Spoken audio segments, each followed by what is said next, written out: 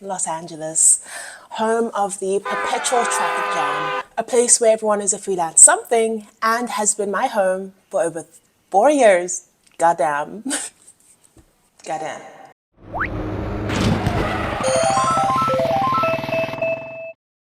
For those who don't know me, hello, my name is Hilary Ijieh. I was born and raised in South Africa but moved to Los Angeles 4 years ago to get my MFA in acting for film at the New York Film Academy. It's been 2 years since I've graduated. I've been on my OPT / applying for my O1 grind for the past 2 years now. That's just a little bit about me, but essentially I've lived here for 4 years. And as much as I'd like to consider myself like an infant in this city, the US visa application process has aged me. There was just so much that I was not aware of when I first moved here. Admittedly, yes, when I moved here, I had, bright eyes, a bit of a chip on my old shoulder. I was excited to be here. You couldn't tell me nothing. But staying in the US legally is challenging, might I just add. And so to save some of you guys the gray hairs, I have decided that I will be uploading kind of a series or a bunch of videos around this topic about applying for your F1 visa, the visa process, the waiting times, documents you might need, the whole shebang. I'm trying to create a series of videos that I wish I had when I first moved here, because there was a lot that I learned through trial and error, and I don't think you guys need to learn it firsthand when I can just tell it to you. So without further ado, here are 5 things I think you should consider before becoming an F1 student in the United States, the Americas. Number 1, your academic background. This involves everything that you've studied in the past. For example, I did a master's program at the New York Film Academy, which means that I needed to have a bachelor's degree, which I do in marketing, that I studied in South Africa at the Hiii Varsity College, whatever. Let me actually pull back real quick and just say that if you are watching this video, I'm going to assume that you are pursuing some form of tertiary studies in the United States. My cohort was acting. I studied acting for film. And so a lot of the examples I will be sharing with you are from an acting perspective. But I do still think you might have something to learn from me, even if we're not studying the same thing. Right, so let's carry on. As I said, I got my bachelor's in marketing and I got my master's in acting. Those two don't connect, but apparently it's not really important in the US that you studied the same thing in your bachelor's when you move to the master's. I don't know if that's different elsewhere. I thought it was important, but it wasn't. So this is essentially your educational background, and includes, previous institutions you've been in, degrees you've obtained, and any relevant information or courses, degrees, achievements in the academic world. So like, for example, for me, having my degree before getting my master's. A prerequisite before getting into any college degree, obviously, is having like a high school diploma. But depending on what you're studying, you might want to just look into what your course might require. Random example, English is my first language, but for people that English is not their first language, they might need to provide some additional form of proof that they can handle the course. Your academic background, again, it doesn't just mean like biology and English. I'm also talking about extracurricular activities. With something like acting, everything you do in your life helps. You living a full life helps, because it gives you more opportunities to relate to more characters in your life. So for example, for me, I did dancing, which was ballet, modern and hip hop, public speaking, I did netball, and before anyone corrects me, because I didn't say nipple, I said netball.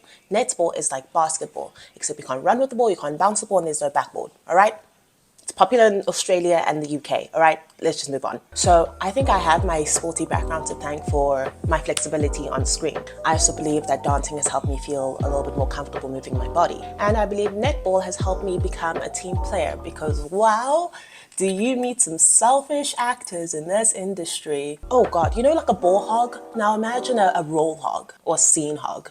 That's what a selfish actor is. And playing a sport helped me understand that it wasn't about me. It's important that we all come together to make the entire production great. And the spotlight is not on you. Oh, I almost said a name. Let me move on. Essentially, what I'm saying here is that I think that you should not just commit to being, if you're choosing film, if you're a film actor, if you're listening to me as an actor, I don't think you should only focus on acting. A lot of people now are hyphens. A lot of people now are hyphenated people. They're actor / dancer / singer, or they're actor / editor / filmmaker, or they're actor / stunt coordinator / boxer. and they'll probably get booked in a boxing gig. I've roller skated, I've done background for roller skating. Exploring your hobbies is very important because it rounds you out as a character and gives you more casting opportunities. The second thing I think you should consider before becoming an F1 student in the United States of the Americas is your financial resources. I don't want you to take this point lightly. I cannot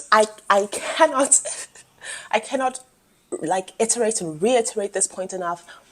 Please don't move here on a whim. It's tempting. Oh, it's very tempting to just, you know, come here and think you'll figure it out. And you might be able to. Maybe the struggle actor life is for you, but it's not for everyone.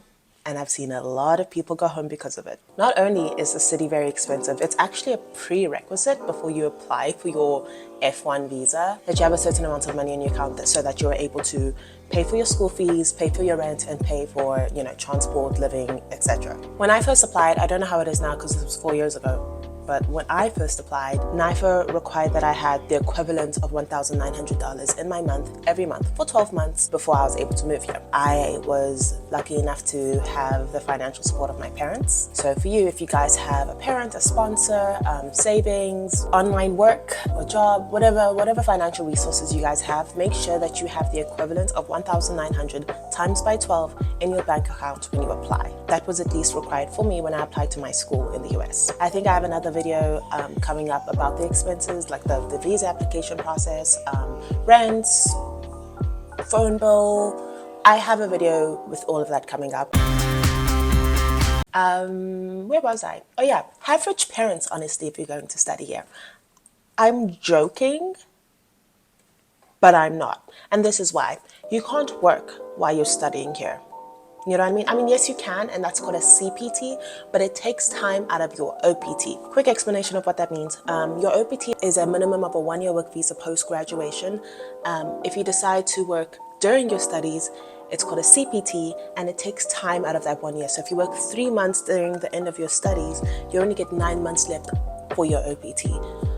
It might be worth it for you depending on what opportunities you may have. Obviously, every situation is different, but I don't think it's worth it. Additionally, a lot of schools do offer on-campus work. NYFA only had 2 library jobs on the LA campus. I believe the New York campus has, I think you can work in the cafeteria, and that might just be it. And other schools have other work opportunities on campus. But essentially, you cannot legally work here while you are studying. I just want you guys to be very realistic with your financial resources and consider where the money might come from, if it's consistent, if it's reliable, and if it's not just like, because the third thing you might want to consider before becoming an F1 student in the United States of the Americas is your ties to both your home country and the foreign country. In this case, the foreign country being the US. So to talk about the ties to your home country, when you first apply for your F1 visa, there's a section or a question that requires you to explain, or rather to express your intent to return back to your home country. I think they just want to know that if and when you do return, you plan to use your education to add to your home country's industry. In this point, you can talk about how you have a job lined up when you potentially come home, or that might just be it. That's the only thing I know. You have to express your intention to come back home, even if you don't plan to. You have to. It's one of the requirements during your F1 visa application. Now, it ties to your foreign country. I think this point might influence, for example, where you move. If, for example, you have the opportunity to study in 2 places, but you have a friend or a family in one area that will allow you to move in with them for 3 months for free, you might want to consider that, because rent is expensive, especially when you're coming from your currency to their currency. I'm coming from rands to dollars. Not the worst, but it's not great. Another tie that I like to talk about with foreign countries is, you know, the opportunity to visit them for holidays, because it's kind of lonely in the city, and it's lonely when you first move out of your family home, but it's also lonely to like leave the entire continent. I have family in Chicago and Texas, and so I was able to spend Thanksgiving with them in Chicago, and that's been really nice. It's also been really nice to know that my mom's sister is like right there. If I'm ever in trouble, I can just like pop over to Chicago or to Texas. I had a cousin that lived in LA for a bit. The apartment I'm currently living in, my friend from South Africa lived here first and I moved in with her. So I never needed to necessarily worry about where I was going to live when I first moved here. I think it's just important to consider who you know where, because having a familiar face in your proximity can really help you keep your mental good. I know there's a joke going around on the internet that like, I just want to move to a country or city that nobody knows me and disappear or create a new personality. Tempting, but dangerous if your mental's not in the right space and you know it. So just consider who you know where, who you can potentially spend holidays with, who you can rely on in this country where you're so far away from family and your old friends. It can be lonely. I don't want you to be alone. By the way, please feel free to DM me if you guys move to LA and need some advice with moving to NIFA, moving to the US, moving from South Africa, moving from Africa, honestly, because I've been really fortunate enough to connect with some people online who have made this move. And I've actually met people in person at NIFA that were like, we spoke, you encouraged me to move here. It's so crazy that I'm meeting you. And I was like, oh my God, it is crazy because time is fake, one. And two, it feels good knowing that I gave someone the tiny little extra push they needed to maybe make the leap to the US. Please feel free to reach out to me if you guys have any questions, any concerns, or just want to talk about how interesting this country is. The fourth thing you might want to consider before becoming an F1 student in the United States of the Americas are potential letters of recommendation. I know this sounds like a random point, but when applying for your O1 visa, you need 8-ish letters of recommendation. This point realistically is about relationships. These can be obtained from teachers, professors, employers, people you've worked with on set, friends, not family members, where they emphasize their support on your academic ability, your character, and your potential for success, specifically in like a US environment. How do I say this? Nepotism is real. Nepotism is so real. LA right now, it's not exactly what it used to be in the terms of auditioning opportunities and acting opportunities. But I've been fortunate enough to have been brought onto a project from a recommendation from someone that I did a good job with on another set. Leaving a good taste in people's mouths, I would like to change that. Pause. Leaving a good impression on another person, doing a good job, them knowing that they can trust you, of course they're going to want to work with you again. And so they will vouch for you on another project, which gives you more opportunities to advance your career. Please build relationships, acting specifically, and I'm sure other industries. It's a, what do you call it?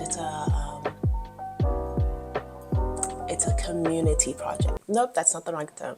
It is a collaborative piece. Filmmaking is a collaborative piece, shush. You can't do this alone. You can't enter this industry alone. You can't do acting alone. You can't do filmmaking alone. There are so many steps. There are so many people. You're not going to shoot yourself alone. You're not going to act alone. It's a collaborative piece.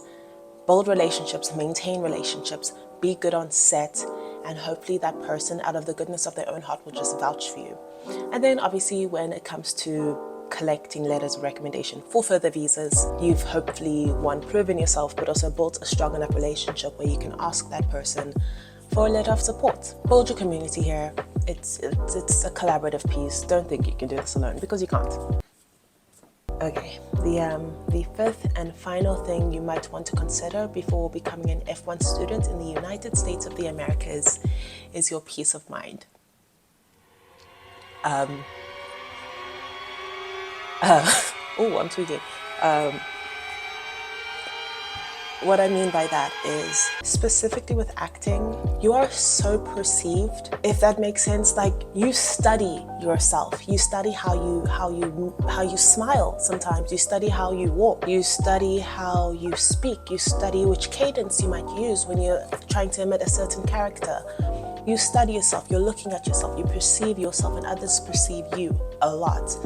It can take its mental toll. And God, being shy about it is absolutely the worst thing you can do for yourself. Please don't be shy.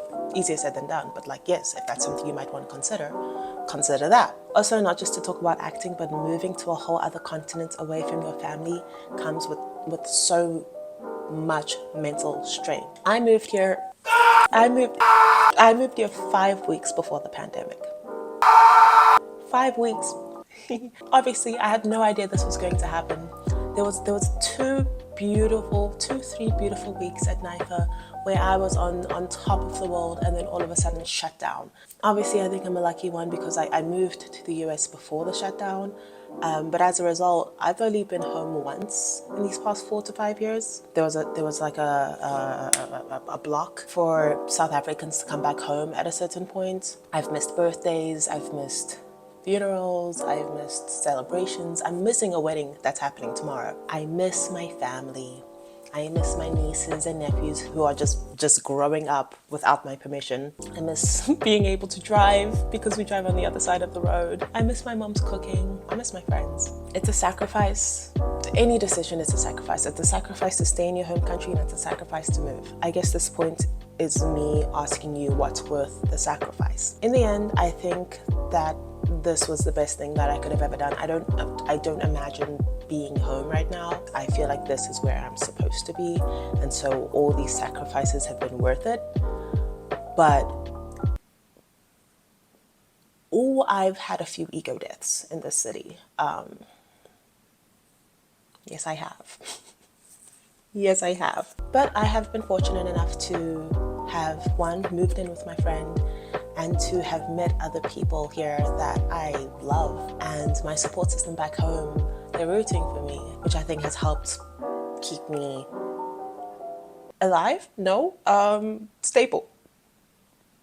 Just consider where you're at mentally. I've had close friends move home because this was a lot harder than they expected. Or life happened and they needed to leave because it was detrimental for them to stay in the US. I've also had other people like leave LA but like travel to another state because LA just wasn't for them. I think just my final comment on this point is to take a mental stock of where you're at, what you're willing to sacrifice, where you think you can draw the line for yourself, where you think if maybe you can't do it anymore. Going home isn't the end of the world. I know like 4 people that have gone back to South Africa and have just been doing so well. Like, please, going back home is not going to be the end of the world. Consider where you're at, consider what is worth it, and always check in with yourself.